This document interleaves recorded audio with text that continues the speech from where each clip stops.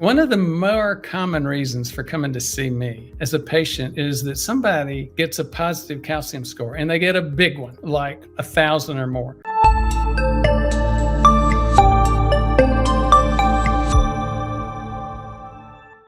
Like I said before, I'm 65, especially men in my generation don't really cry that much. I can't tell you the number of times that men have come to see me. They've said, yeah, I got a calcium score of 1,500. I'm getting my affairs in order, and tears come to their eyes. And they're worried about dying. And I keep saying, calm down. You do what you need to do. We're going to take care of this. You're going to just cut the feet right out from under your cardiovascular risk. And we get them to work. They lose 40 pounds. They go back. They say, I'm going to do what John did and get a big decrease in my calcium. And in fact, what usually happens is they get a big increase. They don't understand that decreasing risk, losing those fat pounds, results in calcification of soft plaque. So there's so many things that you brought up. These people that I'm talking about, 1,000, 2,000, 3,000, even 4,000, and I think yours may be the highest I've heard of, calcium score of 5,000 points. And you get comfortable with that and you begin to realize, you know what? Yeah, I got plaque, but it's stable.